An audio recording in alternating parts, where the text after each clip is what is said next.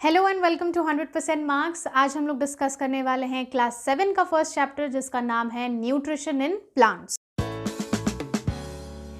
तो सबसे पहले इस चैप्टर के नाम में जो वर्ड आता है न्यूट्रिशन, उसका मतलब हम लोग को पता होना चाहिए।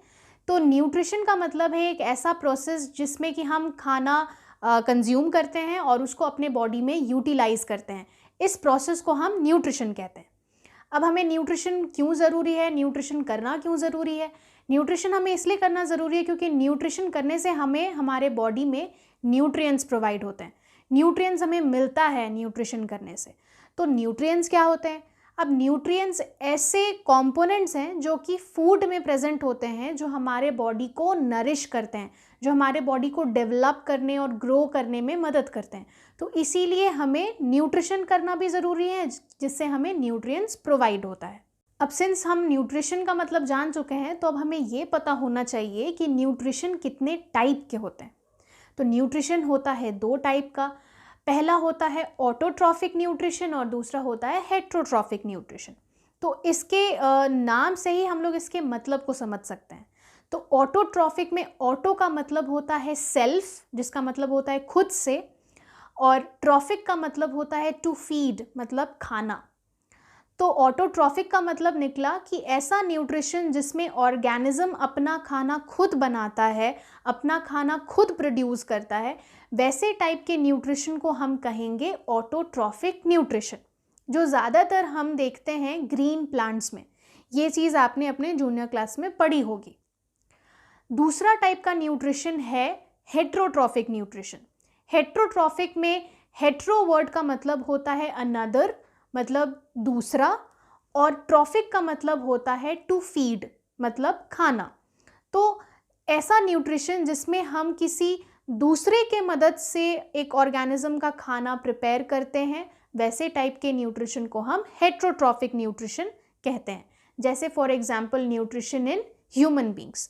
ह्यूमन बींग्स अपना खाना खुद नहीं बना सकते हैं, they are completely dependent on plants and other animals for its survival. तो वो प्लांट्स पर डिपेंडेंट होते हैं डायरेक्टली और इनडायरेक्टली, इसीलिए इनको हम हेट्रोट्रॉफिक न्यूट्रिशन के कैटेगरी में रखते हैं। ऑटोट्रॉफिक न्यूट्रिशन जानने के बाद हमें जानना है कि ऑटोट्रॉफ क्या होता है। ऑटोट्रॉफ्स ऐसे ऑर्गेनिजम्स हैं जो कि अपना न्यूट्रिशन ऑटोट्रॉफिक न्यूट्रिशन से एक्वायर करते हैं using the process of photosynthesis. अब ये फोटोसिंथेसिस क्या है? फोटोसिंथेसिस शायद आपने अपने जूनियर क्लासेस में भी पढ़ा होगा, लेकिन यहाँ पर आप और अच्छे से फोटोसिंथेसिस को समझेंगे।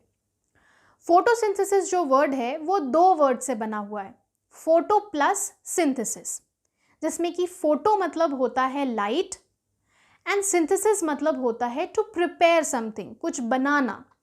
तो लाइट के मदद से जब हम कुछ बना रहे हैं तो उस प्रोसेस को हम फोटोसिंथेसिस कह रहे हैं। अब हम यहाँ क्या बनाने की बात कर रहे हैं?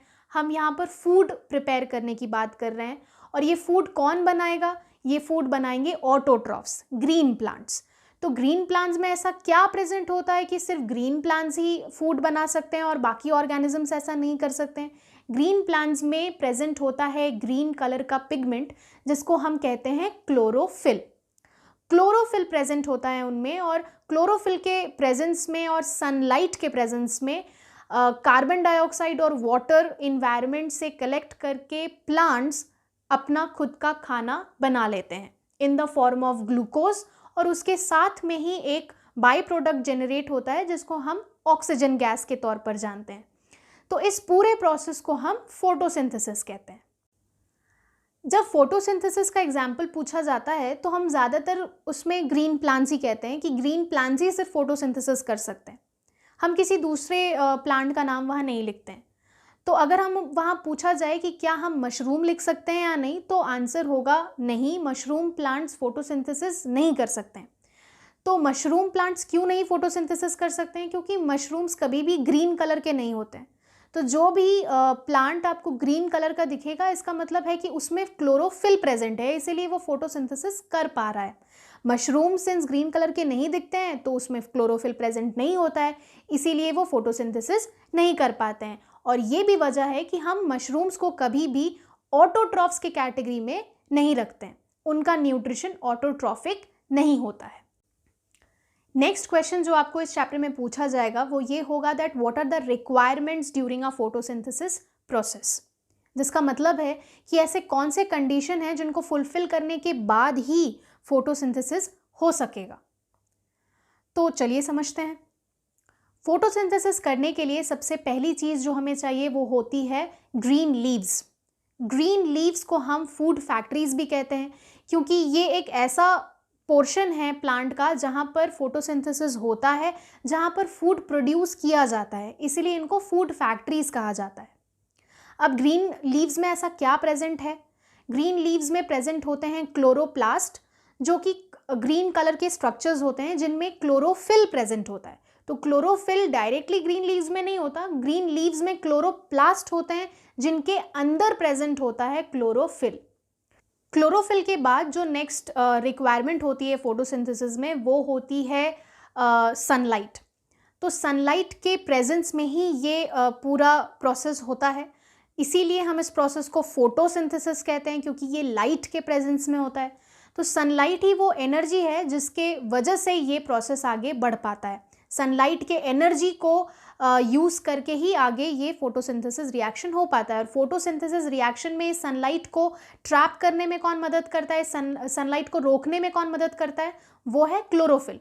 क्लोरोफिल मदद करता है सनलाइट को ट्रैप करने में। सनलाइट के बाद जो नेक्स्ट रिक्वायरमेंट है वो है carbon dioxide gas, CO2 gas, जो कि एटमॉस्फेयर में ईजिली अवेलेबल होती है। इस CO2 गैस को एब्जॉर्ब करने के लिए प्लांट के पास प्रेजेंट होता है स्टोमेटा। स्टोमेटा एक प्लूरल वर्ड है, इसका सिंगुलर वर्जन है स्टोमा। अब ये स्टोमा या स्टोमेटा क्या होता है? स्टोमा या स्टोमेटा होता है ओपनिंग्स या स्मॉल पोर्स जो कि लीव्स के नीचे प्रेजेंट होता है, under side of the leave में प्रेजेंट होता है, और इन पोर्स के थ्रू गैसेस एक्सचेंज होते हैं। ऑक्सीजन गैस और कार्बन डाइऑक्साइड गैस अंदर बाहर जा सकते हैं यूजिंग दीज पोर्स। तो जो कार्बन डाइऑक्साइड प्रेजेंट होता है एटमॉस्फेयर में, वो कार्बन डाइऑक्साइड गैस इस स्टोमेटा के थ्रू लीव्स के अंदर एंटर करता है। अब इस स्टोमेटा को ओपन और क्लोज करने के पीछे कौन से पार्ट का या कौन से ऑर्गन्स का मदद लिया जाता है? वो होते हैं गार्ड सेल्स। गार्ड सेल्स के मदद से स्टोमेटा को ओपन किया जाता है और क्लोज किया जाता है। ये स्टोमेटा हमेशा ओपन नहीं रहता है। जब भी आपको गैस एक्सचेंज दिखता है प्लांट में, तभी ये गार्ड सेल्स अपने आप को स्ट्रेच करते हैं और इस ओपनिंग को खोलते हैं, और तभी गैसेस एंटर करते हैं। और जब किसी गैस को बाहर निकलना होता है तब भी ये गार्ड सेल्स उस ओपनिंग को खोलने में मदद करते हैं। लेकिन जब कोई एक गैस एक्सचेंज नहीं होता है तब ये गार्ड सेल्स अपने आप को बंद कर लेते हैं। कार्बन डाइऑक्साइड के बाद जो हमें चीज़ चाहिए फोटोसिंथेसिस करने के लिए वो है वाटर, H2O, पानी। और पानी हमें कहाँ से मिलेगा? पानी एब्जॉर्ब करने के लिए हमारे पास है रूट सिस्टम। रूट्स ग्राउंड से, सॉइल से पानी एब्जॉर्ब करते हैं और वो पानी डायरेक्टली पहुँचाया जाता है through the stem to the leaves. Leaves तक वो पानी पहुंचाया जाता है जहाँ पर फोटोसिंथेसिस होता है, और इन सारे चीज़ों को कंबाइन करके फोटोसिंथेसिस प्रोसेस आगे बढ़ता है। और फाइनली जो आपको प्रोडक्ट मिलता है वो होता है ग्लूकोज। ग्लूकोज के फॉर्म में फूड प्रिपेयर किया जाता है और उसके साथ में ही बनता है ऑक्सीजन गैस।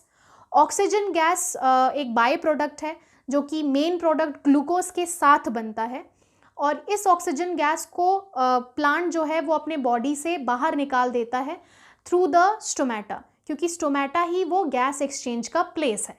तो कार्बन डाइऑक्साइड भी एंटर करता है स्टोमेटा से, और जो ऑक्सीजन बनता है वो स्टोमेटा के थ्रू ही बाहर निकल जाता है। तो अगर इस प्रीवियस क्वेश्चन से रिलेटेड अगर आपसे पूछा जाए कि फोटोसिंथेसिस होता कैसे है, तो आई होप आप इन सारे पॉइंट्स को कंबाइन करके लिख सकेंगे। अगर नहीं लिख पाएंगे तो उसका जवाब कुछ इस तरीके से होगा।